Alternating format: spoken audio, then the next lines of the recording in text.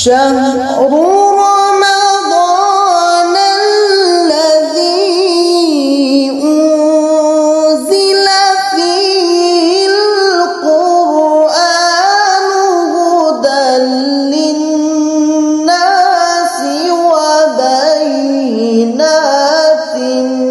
من الهدى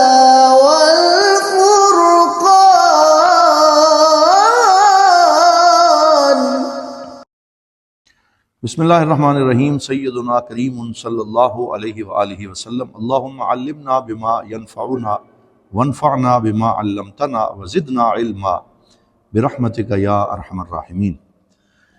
معزز سامعین و ناظرین، الحمدللہ ماہ رمضان المبارک 8واں روزہ اور افطار ٹرانسمیشن فیضان قرآن کے ساتھ ہم آپ کی خدمت میں حاضر ہیں.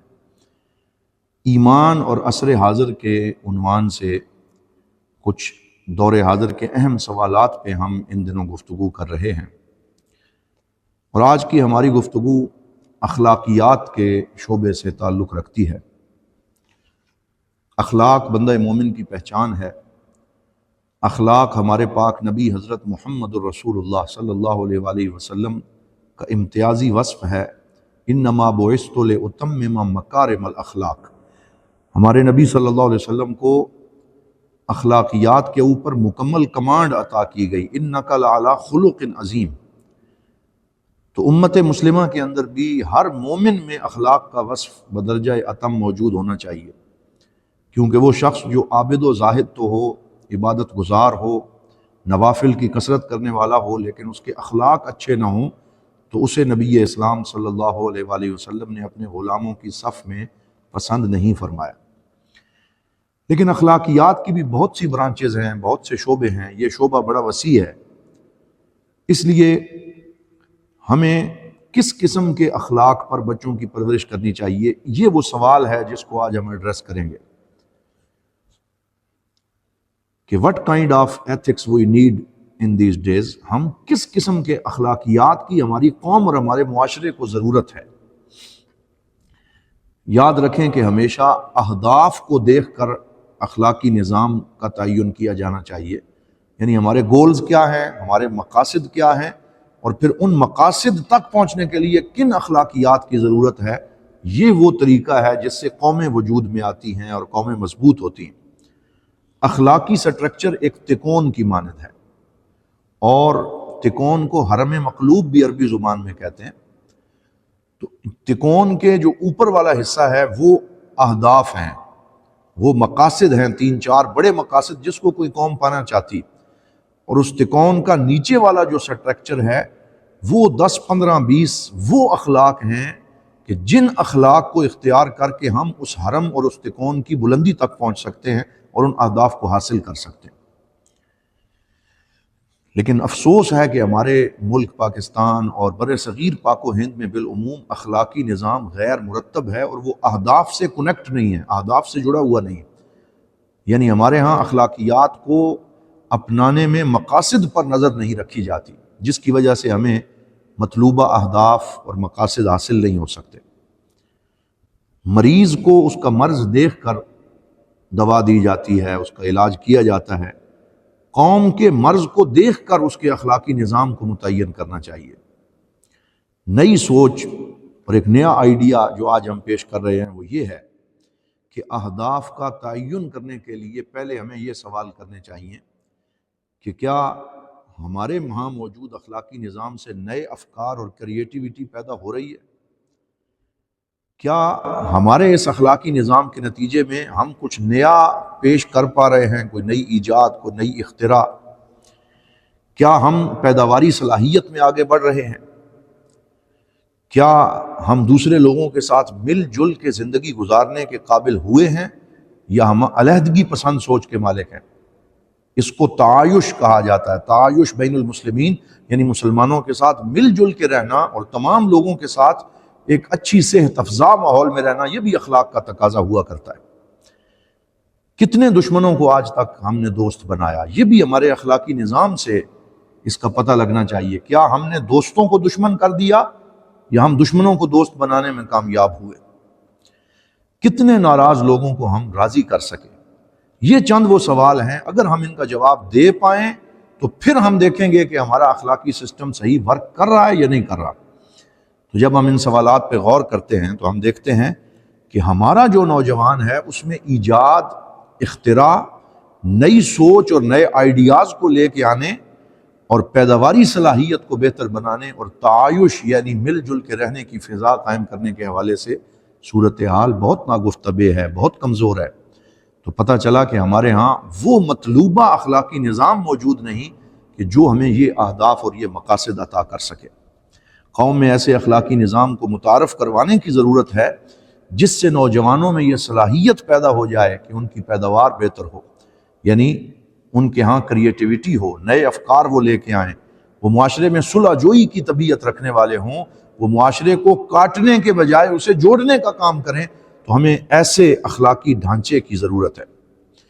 لیکن ہمارے معاشرے اور سوسائٹی کا المیہ یہ ہے کہ یہاں کاپی پیسٹ کی ساری اسکیم چل رہی ہے، تقلید غالب ہے، اختراع موجود نہیں، ایجاد موجود نہیں، آگے بڑھنے کا جذبہ نہیں، مل جل کر رہنے کی صلاحیت کم ہے۔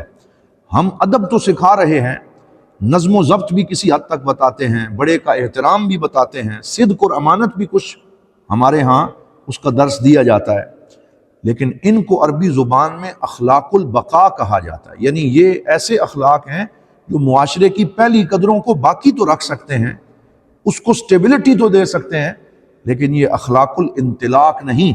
اور اخلاق الانطلاق سے مراد وہ اخلاق ہے جو نوجوانوں کو مستقبل میں آگے بڑھنے کا حوصلہ دے، ان کے مستقبل کو روشن کرے، وہ کئی قدم آگے بڑھ کے اپنے مستقبل کو بہتر بنا سکیں۔ تو ہمیں اخلاق البقاء کے ساتھ ساتھ اخلاق الانطلاق کی ضرورت ہے، یعنی اپنے پرانی قدروں کو باقی رکھنے کے ساتھ ساتھ نئے اضافوں کی ضرورت ہے، مستقبل کے تقاضوں کے مطابق آگے بڑھنے کی ضرورت ہے۔ تو ایسے اخلاقیات ہمیں متعارف کروانے ہوں گے جو ہمارے ان مقاصد کو حاصل کر سکیں۔ تو آج کے اس پروگرام میں ہم آپ کے سامنے 10 ایسی اخلاقی قدریں پیش کر رہے ہیں جو پہلے سے معروف ہیں، لیکن اگر ان کو ایک سسٹم کے تحت متعارف کروا دیا جائے تو پھر ان کو اخلاق الانطلاق کا نام دیا جا سکتا ہے، یعنی ان سے پیش قدمی کی ہمت پیدا ہوگی، آگے بڑھنے کا حوصلہ پیدا ہوگا، ٹیم ورک ڈیولپ ہوگا، اور آنے والے دنوں میں ہمارے نوجوان بہتر پیداواری صلاحیت اور بہتر اپنی جو ہے وہ زندگی کا دائرہ جو ہے اسے بہتر کر سکیں۔ وہ 10 اخلاق کون سے ہیں جن میں باہمی ربط بھی موجود ہے؟ ان میں سے سب سے پہلا اخلاق ہے محبت، کہ معاشرے میں ہر نوجوان میں محبت ہو۔ دوسرا ہے امن، کہ اس کی طبیعت میں امن کی طبیعت پائی جائے، وہ ہر وقت کسی کے ساتھ لڑنے پہ آمادہ نہ رہے بلکہ امن پسند طبیعت رکھتا ہو۔ تیسرا درگزر اور تسامح، یعنی وہ چھوٹی چھوٹی غلطیوں کو معاف بھی کر سکے، وہ چشم پوشی سے کام لے سکے، درگزر اس کے اندر موجود ہو۔ نمبر 4 بلند ہمتی، کہ اس کی ہمت، اس کی نگاہ اور اس کا عزم بلند ہو۔ نمبر 5 شوق اور امید، کہ اس کی طبیعت میں امید ہو، وہ مایوسی کا شکار کبھی بھی نہ ہو بلکہ اس کے اندر طموح، شوق اور امید پائی جائے۔ نمبر 6 رحمت اور انصاف، کہ اس کی طبیعت میں رحمت بھی ہو اور ساتھ ساتھ انصاف بھی ہو۔ نمبر 7 دوسروں کا احساس کرنے والا ہو، دوسروں کی فیلنگز کو ہرٹ نہ کرے بلکہ دوسروں کا احساس کر کے آگے بڑھے۔ نمبر 8 کام میں پہل کرنے والا ہو، یہ نہیں کہ کوئی دوسرا کہے تو میں کچھ کروں گا، بلکہ وہ کسی نے کہا تھا کہ جو بڑھ کے تھام لے یہاں مینا اسی کا ہے، یعنی آگے بڑھ کے خود اپنے حقوق حاصل کرے، کام میں پہل کرنے والا ہو۔ نمبر 9 تعاون، وتعاونوا علی البر والتقوی، کہ وہ دوسروں کے ساتھ تعاون کرنے والا ہو، اس کی طبیعت میں معاشرے سے کٹ کے رہنا نہ ہو بلکہ مل جل کے تعاون کی طبیعت اس میں پائی جائے۔ اور 10واں اخلاق ہے سادگی بھی اس کے اندر موجود ہو۔ تو یہ وہ 10 اخلاق ہیں، اگر یہ 10 اخلاق ہمارے نوجوانوں میں بیک وقت آ جائیں اور ان کو ان کا شعور دلا دیا جائے تو ان کی وجہ سے ان میں پیش قدمی کا حوصلہ پیدا ہوگا، وہ بہت آگے بڑھیں گے، ان کا مستقبل روشن ہوگا، اور آنے والے دنوں میں ہمارے ملک ان اخلاقیات کے ساتھ اتنی پیک اور بلندی پہ جائیں گے کہ ہمارا پورے کا پورا سینیریو بدل کے رہ جائے گا انشاءاللہ۔ یہ وہ 10 اخلاق ہیں جو ہمارے نوجوانوں کو آگے بڑھا سکتے ہیں، اور ان 10 اخلاقی اوصاف کو اختیار کرنے سے وہ جو 3 گولز اور اہداف ہمیں چاہیے تھے، اختراع، ایجاد، نئی سوچ، مل جل کے رہنا اور اس کے ساتھ ساتھ سوسائٹی کے لیے نفع بخش ہونا، تو وہ مقصد جو ہے وہ ہمیں حاصل ہو جائے گا اس طریقے کے ساتھ۔ علامہ اقبال نے انہی اخلاقیات کی طرف اپنے شعروں میں بہت خوبصورتی سے جو ہے وہ اشارہ کیا تھا۔ یقین محکم عمل پہ ہم، محبت فاتح عالم، جہاد زندگانی میں ہے یہ مردوں کی شمشیریں، سبق پھر پڑھ صداقت کا، شجاعت کا، عدالت کا، لیا جائے گا تجھ سے کام دنیا کی امامت کا، نگاہ بلند سخن دل نواز جان پرسوز، یہی ہے رخت سفر میر کارواں کے لیے۔ تو وہ جتنے ہم نے اخلاقیات کی بات کی ہے تو حضرت علامہ محمد اقبال قلندر لاہوری نے بڑے خوبصورت انداز میں ان کی جانب اشارہ کیا ہے۔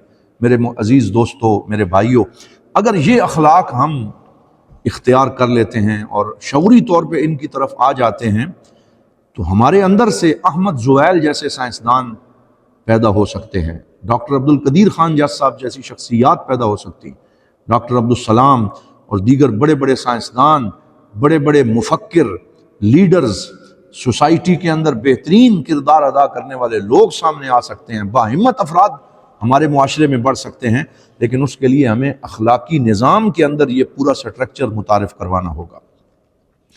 یہ ایسے اخلاق ہیں کہ جو ایک دوسرے سے جڑے ہوئے ہیں۔ مثال کے طور پہ ہم نے محبت کی بات کی، تو محبت امن کو لے کے آتی ہے اور امن بردباری تک پہنچاتا ہے، تو یہ انٹر کنیکٹ ہیں، آپس میں جڑے ہوئے ہیں۔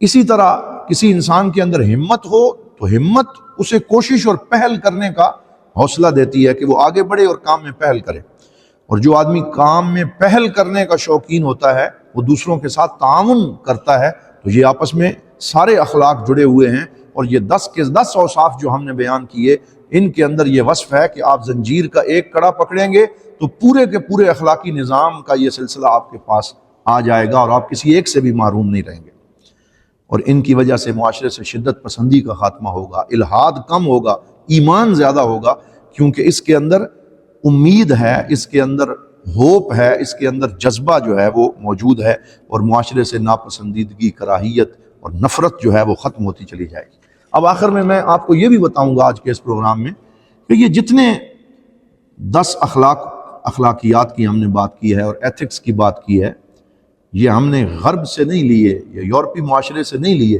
یہ سارے کے سارے اخلاقی نظام ہمارے پاک نبی حضرت محمد رسول اللہ صلی اللہ علیہ وآلہ وسلم کی سیرت میں موجود ہیں۔ آپ اندازہ فرمائیں، میں چند سیرت کے مقامات سے آپ کو ان اخلاقیات کی طرف اشارہ کرتا ہوں۔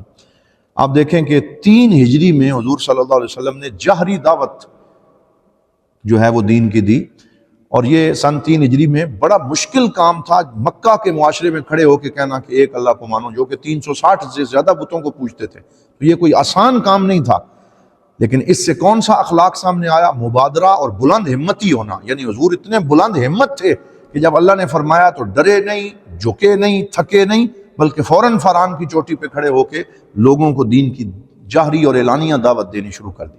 5 ہجری میں حضرت سیدنا فاروق اعظم رضی اللہ تعالیٰ عنہ نے اسلام قبول کیا، اور یہ حضور کی دعا کا نتیجہ ہے کہ حضور نے دعا مانگی، اللہم اعز الاسلام باحد العمرین، کہ یا اللہ جو 2 عمر ہیں ان میں سے کسی ایک کے ساتھ اسلام کو عزت عطا فرما، ایک عمر بن خطاب اور دوسرا عمرو بن ہشام جسے ابو جہل کہا جاتا تھا۔ تو اس سے یہ پتہ چلتا ہے کہ دائی کے اندر انصاف بھی ہونا چاہیے، یعنی حضور نے معاشرے میں جن کا اثر و رسوخ دیکھا ان دونوں کے لیے دعا کر دی، چاہے وہ ابو جہل ہی کیوں نہ ہو، لیکن انصاف کا تقاضا یہ ہے کہ جس کا اثر و رسوخ ہے اس کو دعا میں حضور نے شامل کر دیا۔ اب اللہ نے جیسے ہدایت دینی تھی، وہ حضرت عمر تھے جن کے نصیب میں لکھی ہوئی تھی، اور ابو جہل کے حصے میں بدبختی تھی، وہ تو وہی لے گیا، لیکن حضور نے دعا کرنے میں اپنے معاشرے کے ان افراد کو شامل کیا، انصاف کی نظر کے ساتھ، کوئی بغض نہ رکھا، کوئی تعصب نہ رکھا، بلکہ دعا میں اسے بھی شامل کر دیا کہ اگر اللہ ہدایت دینا چاہے تو اس پہ بھی کرم ہو جائے گا۔ تو یہ اس سے پتہ چلتا ہے کہ انصاف اور رحمت کا وصف پایا جاتا تھا۔ 7 ہجری میں حضور صلی اللہ علیہ وسلم نے ہجرت حبشہ کی دعوت دی، یہ پہلی اسلام کی ہجرت تھی۔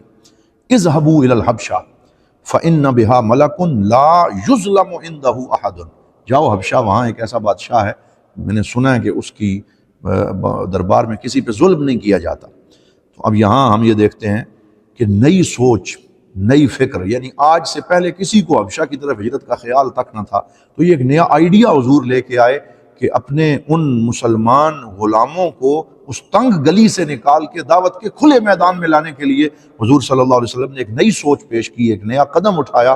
اسے مبادرہ بھی کہتے ہیں اور اسے کام میں پہل کرنا بھی کہتے ہیں، کہ حضور صلی اللہ علیہ وسلم نے فرمایا ٹھیک ہے اگر یہاں پہ یہ لوگ ہمیں دعوت نہیں دینے دیتے تو جاؤ تم حبشہ چلے جاؤ۔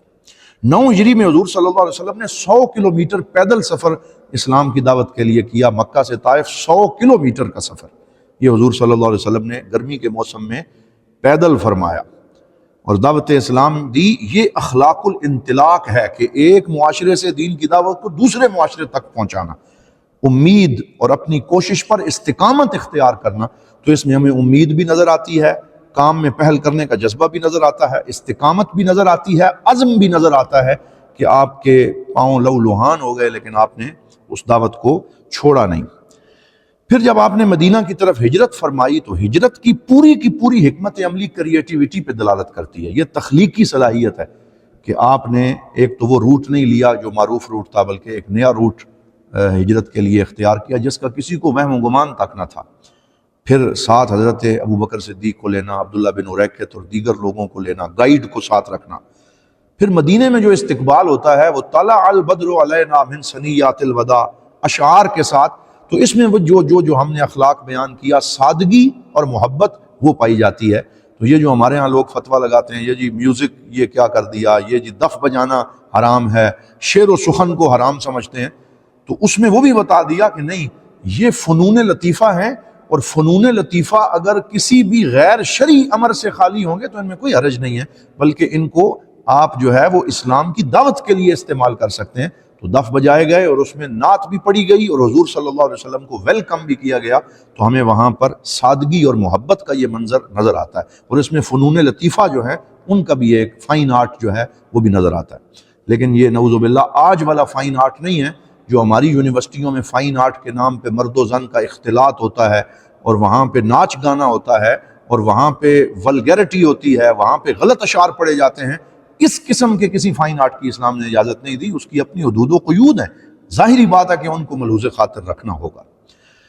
پھر میثاق مدینہ، جب حضور صلی اللہ علیہ وسلم دا پیکٹ آف مدینہ اور مدینے کا پہلا کانسٹیٹیوشن اپنے ہاتھوں سے حضور لکھواتے ہیں، تو اس کے اندر بھی ابداع ہے، جدت فکر ہے، روایت سے ہٹ کے جدت کی طرف قدم ہے کہ حضور صلی اللہ علیہ وسلم نے 52 کلازز اور 52 نکات پہ مبنی وہ آئین لکھا جو آج سے پہلے کسی بھی بادشاہ نے پیش نہ کیا تھا۔ پھر غزوہ احد میں حضور صلی اللہ علیہ وسلم کے دندان مبارک شہید ہو جاتے ہیں اور آپ کا چہرہ زخمی ہو جاتا ہے، اور آپ کا خود جو لوہے کا پہنا ہوا تھا ہیلمٹ تھا وہ مڑ کے آپ کے جو ہے وہ رخسار مبارک سے پار ہو جاتا ہے۔ تو حضور دعا کے لیے ہاتھ اٹھاتے ہیں، صحابہ سمجھتے ہیں کہ آج حضور ان کے لیے بد دعا کریں گے نعوذ باللہ، لیکن حضور فرماتے ہیں اللہم اہد قومی فانہم لا یعلمون، یا اللہ میری قوم کو ہدایت دے، یہ جانتے نہیں ہیں، انہیں پتہ نہیں ہے۔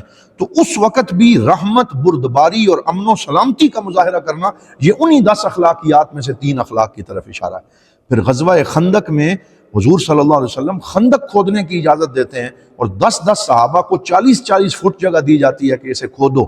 تو یہ بھی کریٹیوٹی ہے، یہ بھی تخلیقی صلاحیت ہے، یہ بھی نئی سوچ ہے، اور اس میں مشاورت پہ عمل کرتے ہوئے حضرت سلمان فارسی کا مشورہ لیا گیا ہے، جس سے پتہ چلتا ہے کہ کہیں سے بھی اچھی بات آ رہی ہو تو اس کو قبول کرنا یہ مسلمان کا شیوا ہے۔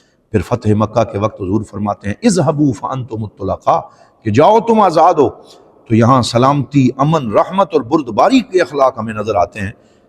اسی طرح جتنی بھی امہات حدیث پاک حضور صلی اللہ علیہ وسلم نے فرمائی ہیں ان سب میں ہمیں یہ 10 اخلاقیات چمکتے ہوئے روشن اور بلندی پہ نظر آتے ہیں۔ المسلم من سلم المسلمون من لسانہ ویدہ، سلامتی اور امن کا پیغام ہے۔ الراحمون یرحمہم الرحمن ارحموا من فی الارض یرحمکم من فی السماء، کہ رحم کرنے والوں پہ اللہ رحم فرماتا ہے۔ یہاں بھی انصاف اور رحمت کا پیغام ہے۔ لا یؤمن احدکم حتی یحب لاخیہ ما یحب لنفسہ، کہ تم میں سے اس وقت تک کوئی مومن نہیں ہو سکتا جب تک کہ وہ اپنے بھائی کے لیے بھی وہی چیز پسند نہ کرے جو وہ اپنے لیے کرتا ہے۔ یہ وہ چیز ہے جس میں محبت کا پیغام دیا گیا ہے۔ المؤمن ہین لین سہل، مومن جو ہے وہ سادگی اور بہت زیادہ ایک عجز و انکساری کا پیکر ہوتا ہے، اس کی طبیعت میں تکلف نہیں ہوتا، وہ تکلف سے پاک ہوتا ہے۔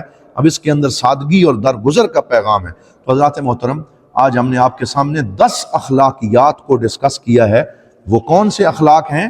ان کے اندر سب سے پہلے ہم نے بیان کیا کہ محبت، درگزر، بلند ہمتی، امن، شوق اور امید، رحمت اور انصاف، دوسروں کا احساس کرنا، کام میں پہل کرنا، آپس میں تعاون کرنا اور سادگی اختیار کرنا۔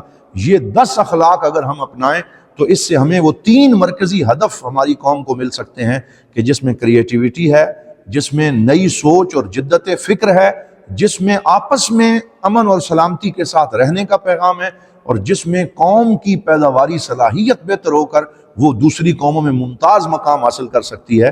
اگر ہم جاپان کو دیکھیں تو اگرچہ وہ مسلمان معاشرہ نہیں ہے، لیکن بہت حد تک یہ 10 اخلاق جو ہیں وہ ان کے اندر، ان میں سے کافی حد تک یہ چیزیں پائی جاتی ہیں کہ اگر آپ وہاں جا کے صفائی دیکھیں، نظافت دیکھیں، آپس میں لوگوں کا تعاون دیکھیں، تو بہت سی چیزیں من حیث القوم ایسی نظر آتی ہیں کہ جو کہ اسلام کے مظاہر ہیں۔ اسی وجہ سے امام محمد عبدہ جب وہاں کا وزٹ کر کے واپس آئے تھے اور یورپ کا وزٹ کر کے آئے تو انہوں نے فرمایا رأیت الاسلام بلا مسلمین فی اوروبا ورأیت المسلمین بلا اسلام فی مصر۔ انہوں نے فرمایا میں نے یورپ میں اسلام دیکھا مسلمانوں کے بغیر، اور مصر میں مسلمان دیکھے اسلام کے بغیر۔ تو جہاں بھی اسلامی قدروں کو کوئی اختیار کرے گا، چاہے وہ مسلمان نہیں بھی ہے، تو اس کے فروٹس اور ثمرات دنیا میں اس کو ضرور مل جائیں گے، اگرچہ آخرت میں نجات اسی کو ملے گی جو توحید اور رسالت اور یوم آخرت پر ایمان رکھتا ہے۔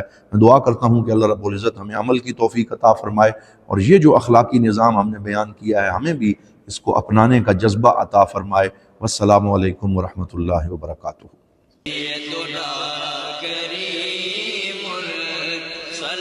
دارالعلوم محمدیہ غوثیہ بھیرا شریف دینی اور عصری تعلیم کا بے مثال ادارہ ہے، جہاں عصر حاضر کے تقاضوں کے مطابق قرآن و سنت کی تعلیم دی جاتی ہے، اور ہر سال ہزاروں طلباء و طالبات زیور تعلیم سے آراستہ ہو رہے ہیں۔